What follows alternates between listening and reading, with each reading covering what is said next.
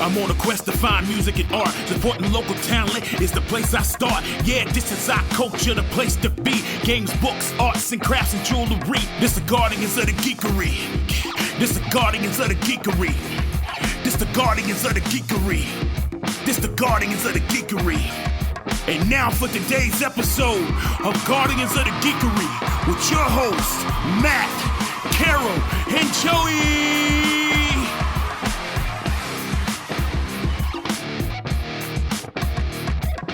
Oh my goodness, what time is it? It's time for another edition of Guardians of the Geekery. And of course, our focus is on the Geekery market coming at you November 15th. That's a Saturday, 10 a.m. to 4 p.m. at the beautiful Cabarrus Arena and Events venue. And if you could get this, it's a free event, the free Geekery Market 2025 edition. We do ask that you bring some canned goods or non-perishable food items to the Second Harvest. That's our charity. They do great work helping feed folks, especially still people, unfortunately, up in the mountains of North Carolina, still recovering from Hurricane Helene. So really good cause. And we've got tons of parking, no parking decks. You can get parking easily and nice, safe environment. So, but hey, we're really excited. Tom is with us today from the Crow's Bazaar. So Tom, thank you so much for joining us, the Crow's Bazaar. Now remind me, is this your first Geekery market with us? Or I feel like you've been with us. I've seen your name before, but it could have been that we met somewhere and I was like, come to the Geekery market. I lose track at this point. So I think if anything, we've met somewhere before. But no, this is the first time I've been to this, and I've heard so many, good things about it. And it's just one of those things where it's like, oh, let me branch out. This is where I need to be anyway. I'm loving it. And I think my wife gets this bonus where she can kind of come in, check out the place, and then kind of wander off to IKEA. Look out. It is true. But I will tell you this, we're working our hardest to make her not want to leave and go to IKEA by having all sorts of fun activities and other things. But you may not make a profit at this one because she may spend it all at the other tables. I'm just going to be flat up front with you about it. I cannot guarantee you a profit if one of your family members goes off shopping because there's such good stuff there. So definitely can't guarantee you profit if they go to IKEA. The bonus is I have to pack stuff back up. So just stick to the cutting boards. That's all we need. Now, see, I would also agree with you there, but based on the quality of the work that we're seeing behind you, as well as the way that our market works, you may sell out and then you might have more room than you think. Not a bad problem to have. That's Exactly. Right. That's right. There's sacrifices you're willing to make, right? Right. I will have buttons this time around. I'll just show you some more of the artwork. Good. This is the Guy Gardner, the latest that I've done. Oh, pretty. Like the shading, yeah. And this will be like, so yeah, everything that I draw kind of looks like it comes out of the shadows. I don't know. It's just the way my brain works. And but from the darkened corners of his mind emerges art. Well, Green Lantern in Darkest Night, yeah. Right. Yeah. And then I don't know how many people have looked at Guy Gardner and went, pretty. I just did. So this one it seems to be a very good draw. Can you see who that is? Oh, yeah, Phenomena. That's a yip yip yip yip yip yip yip yip yip yip. I love this one was done as on a whim. A friend of mine, or one of the other markets that I did, her husband did cosplay as the Yip Yips. And nice. And she said, hopefully I'll try to get them there. That would be please. They're big fun. And I joked around and I said, I saw just this morning a video where they were in an elevator and it was like yip yip yip yip yip, and then the elevator started to move and they were like nope nope nope. My husband, and I was like, oh my gosh, I gotta do one for them. So that's so fun. Yeah, that's one of the cool things about having that skill at your fingertips where you can actually sit down and draw that. We've had over the years, Greg Russell, who does the art for our promotions and stuff like that. His gifts to us have been like caricatures of Matt and I. I'm always like, can you not put the double? He's a little bit too realistic an artist. I'm like, can you not put my double chin in for me? Just leave that part out. Thanks very much. But well, that's why most of our selfies are like this. Yes. The older I get, the higher my phone goes. The higher the phone goes. I found the longer your darker the beard you room grow, gets. you can Yes, cover. I'm working on that there. So yeah.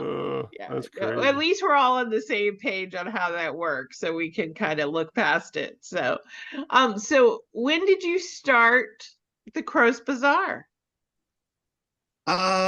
Okay, so I've always been into crows. That was something I knew, oh, I want to say 10 to 12 years ago. My wife came down to me. I was doing other stuff, and I'm always been doing artwork and different things. And she goes, "You've got way too much of this stuff. You have to do something. We don't have enough walls. We don't have enough space to store it.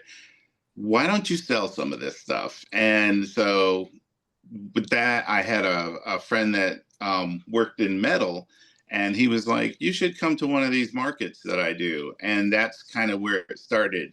And the name, I was like, well, I didn't, at first it was going to be the Crows Market.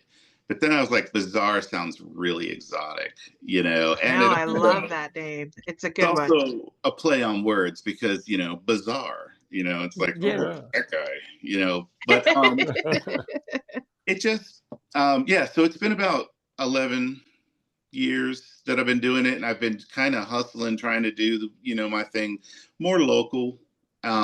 So this year I've started branching out, and I've started doing, like, listening to my customers and people that know me, and when they say you should do cons and you should do these fairs and stuff, and I'm like, no, those scare me. I don't have enough stock, or it just, I don't know, it's just like, oh, it's too big, it's too real. But as of this year, I've branched out and I've started doing some more stuff, and this is where I found you guys and was like, this looks fun. This is your crowd, trust me. This is your crowd.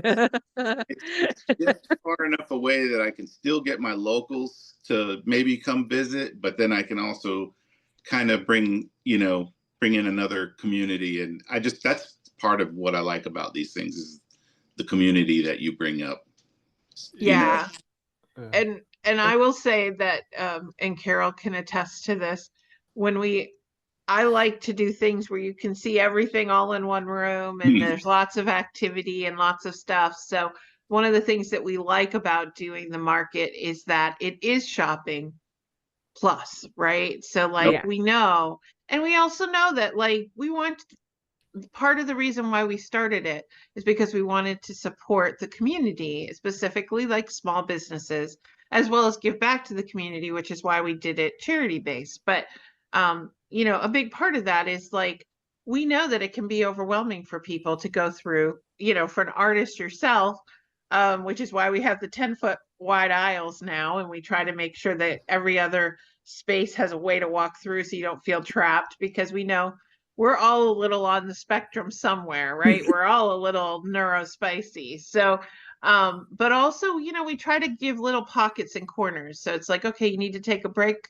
Here's music going on. You can go and sit and watch that. Here's a concession stand. You can go buy a hamburger or a hot dog or a beer, and go hang out, or you can hang out with Jedi Santa and get your photos taken, or you can go over and make friendship bracelets and play and trade. And then Luck Factory Games will have board games set up. So there's stuff that you can do within the room to kind of give yourself a break. And then you're like, I really liked that, yip group. Maybe I need to go back and get that or whatever.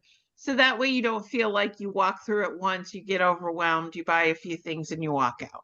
We want it to be something where it's like, hey, we're not as expensive as the Ren Fair, but there's still cosplay and there's still activities and different things like that. We've got more kid-friendly stuff than just a comic book thing, because I always, whenever we go to a Comic-Con to talk about the Geekery market, there's always these bedraggled moms and dads who are trying very hard to not have their 5-year-old grab the $1,000 vintage Star Wars piece off of the shelf. Play, daddy, play, you know. And so we try to have kids activities too, so that the kids want to go around. That's part of the reason why we love Swordwind so much, because you can take the kids out, they play with Nerf swords, you tire them out, and then they fall asleep in the stroller while you walk around and shop, and it's perfect. Will there be a time that like the vendors can go out there and do that too? Well, we do have volunteers that will come and sit at your table, so that you can go pee, and we make sure we keep you hydrated.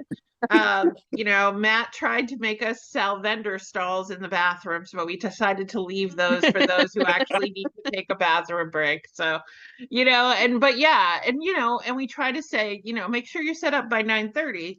Then I can go around, make sure that there's nothing in the aisles from an ADA friendly perspective. I go around in my wheelchair and make sure everything looks good. But also that gives you time to kind of go around and see what everybody else is buying before the store opens. Yeah. So, you know, I think, yeah, it's kind of that thing. And we try really hard. So we limit the number of artists, we limit the number of authors, because we don't want it to be, and we jury the crafting people because we want it to be successful, but for everybody. So we look at the style of art, and we would never try to put you next to somebody else who does similar artwork or whatever. We try to vary it so it's not overwhelming. We did one time do a book alley.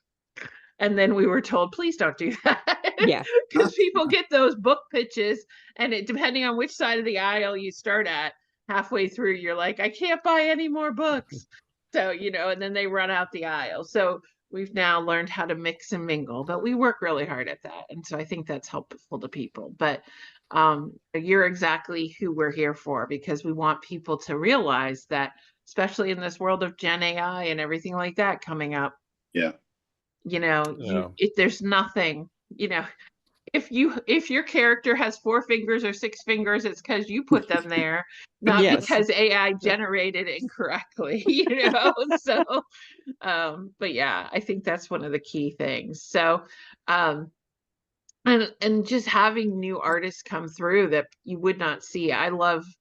We also have the problem that we have too much art up on our walls. Don't look behind Matt or I, but you know, it's all over the place. But I will be a maximalist for that. A maximalist for art is fine with me. You know, minimalist on like who needs actual like dining rooms and stuff like that. You can make that a game room and put extra posters up on the wall. So my dad, he doesn't have it quite so bad now, but when I was dating Joey, he invited us over to his apartment at the time, and it was a living art exhibit, not only paintings, etchings, sculptures, sea anemone thing, crazy. But he had paintings on the ceiling, and not just one, like multiple. It was covered, and then he had, like, when you walked in, you had to get around this tall, like, paper mache sculpture of this woman, and it was just like, I mean, and it was a really small apartment here in Charlotte. It was like a 450 square foot. Oh yeah, it was small studio apartment. Just wall to wall. Yeah, and literally he had shelves coming out, so it wasn't even 440 square feet of living space, because he had artwork coming out from everywhere. I was terrified. This is my first time meeting my boyfriend's, you know, dad, and he had all these glass sculptures with these really thin, delicate necks, and they were just sticking out from the walls. And I had on a dress, a skirt, and I was like holding my skirt, making sure it didn't catch on anything and shatter. I was just like, I'm going to sit here and be as tiny as possible at my 5'10", plus size height. I'm just gonna hold in, but we're and he was like, would you like to do this? I'm like, no, I'm good right here. I'm not moving. He's like, but the food's in there. And I'm like, okay. Because literally when I went to pull the chair back, there was paintings on the wall. Do you remember that, honey? And I was terrified because I accidentally hit one of the frames and was worried I was gonna just trying to pull the chair out from the table. I was like, every possible surface. It was wild. It was a wild apartment, but and there was not relief. There was like he had you know how you have the basket of seashells in the back of the toilet, the compulsory 1950s housewife thing. He had his shower was decorated with seashells, had a border of seashells from top to bottom everywhere. I was just like, too many sticky outy things. I need flat 2D art. I think, and you were wearing like I think maybe, I don't know if they were fishnet hose, but some kind of hose like that. And it was just like, I could just see Joey like, please don't snag on these things. Yeah, please. It's like, don't snag my skirt, don't snag my tights. But I like that. I like when you have like mega art all over the place because art is wonderful. Oh, it was wonderful. And I was discreetly trying to take photos because nobody would believe everything that was there. But yeah, it was amazing. It was like a little museum for sure. And show your butt. Hey, and Tom, I was looking on your Instagram earlier too, and it looks like, was it this past summer you actually had a gallery showing? Oh yeah, I did. That's pretty cool. That is. I got to show you. Let me show you this forbidden piece. So the gallery was a framing shop too. But I worked on a piece and I wanted to get one more piece done, and it's behind me here. Can you see Marilyn Monroe? Oh yeah, yeah. Okay. So I was like, she needed a special frame. So I told him about it. Hold on one sec. Okay. Yeah.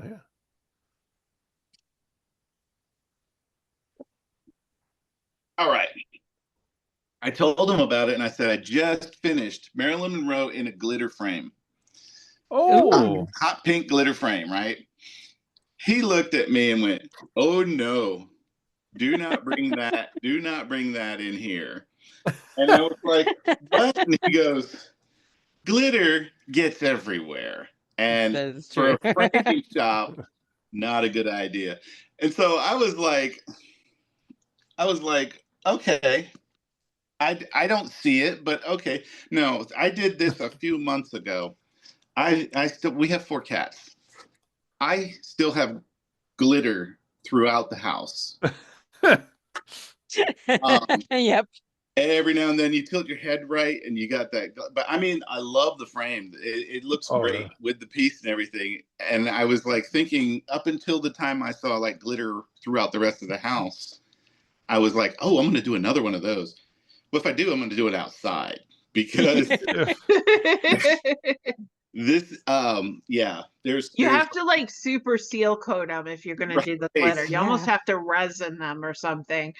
But yes, glitter is the anathema of my existence. And I have nieces and nieces-in-law. Oh my gosh, I'm talking about glitter, not cats. Okay. No, she's left. Come here. She saw Carol's cats or Tom's cats. So she, but yeah, she decided that her wedding announcement should have glitter in them. Oh no! And I deducted the cleaning fee from their wedding gift. So. My reply would be no. Yes. Yeah. Automatic disqualification. Yeah. I was like, that was not what you thought it was. Yes, I know. Glitter everywhere. Tom, you probably almost have to do glitter in a woodworking shop to have like that exhaust thing. You could come and kind of vacuum it up. Yeah, I was gonna say, so where I work, we have a sandblaster that's got like the gloves that go in and you put the thing inside, and I'm like almost need to do that, but shoot glitter out of it on a glued surface. Like, we need to kind of adapt. Exactly. That's so funny. Yeah, my first husband one time sold Christmas trees for a couple not during the summer, during the winter. She was an insane That's why job. they're no longer married. Is there a market? I was going to say, like, One of the wow, what a many terrible reasons. business model. But yeah, but part of his job was putting the trees up on top of people's roofs so they could drive home with them and stuff. And I swear, no matter how much I cleaned, we would find pine needles in the bed, pine needles stuck to our arms, our legs, places where pine needles should never go. And I was like, how did that happen? How did that get here? I don't understand. And you'd like, at the minute he walked in, I was like, go take all your clothes off, go in the shower, like put everything in the, didn't matter. Pine needles everywhere. So pine needles and glitter. Pine needles and glitter. My son was doing that for a while, the Christmas tree sales and stuff like that. And I'll tell you what, it is a great job to have and do if you're sweating all day and you want to come home but not stink, because you smell like Christmas. Tree, Oh my god. Yeah, well, they smelled like Christmas and bourbon because they would sit in that trailer waiting for people to show up and keep themselves warm with a couple nips here and there. So Christmas. Yeah. Yes. So yeah, it was fun. Well, Tom, go ahead, Carol. No, I was just going to apologize for the cat face. She knows I'm not feeling all that well, and she's trying to cheer me up. Well, she is doing her duty. Now she'll come over and cheer up Angel. That would be a bonus feature. Well, Tom, we are so glad that we have you coming. See you in just a few weeks. I can't believe how quickly it is coming. But we're so excited to see the crow has landed over at the Geekery Market, and we will be Bazaar right there with you. Nice. So if people want to go and see you online, where's the best place for them to go and see some of your work in case they want to start picking out which prints to put on their wish list for the Christmas? The best bet right now is where I'm the most active is Instagram. So look up at the Crow's Bazaar. Just don't put the apostrophe in. Yeah. And usually there is, if I get any new designs, as soon as I get the new designs sent off to the printer, I usually post them and say coming soon, and I have them within 10 days. Cool. Yeah, no, that sounds fabulous. Awesome. Well, definitely go and check him out. If you want to reserve any of the stuff, reach out to him on Instagram. You could always pay for it in advance so that he could prepay for his wife's IKEA addiction. There you go. And just remember, if you buy things from the artist in advance and pick them up at the market math is it's free, right? Because you've already paid for it. So it's not out of that paycheck. And then you'll have plenty of money to spend at the market when you get there. So it all works out. Be sure to swing by and tell me happy birthday, because that is my birthday weekend too. Oh my gosh. Okay. Well, we will have to remember that.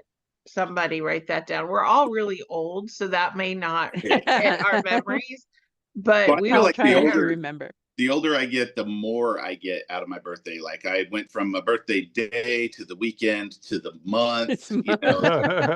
Yeah.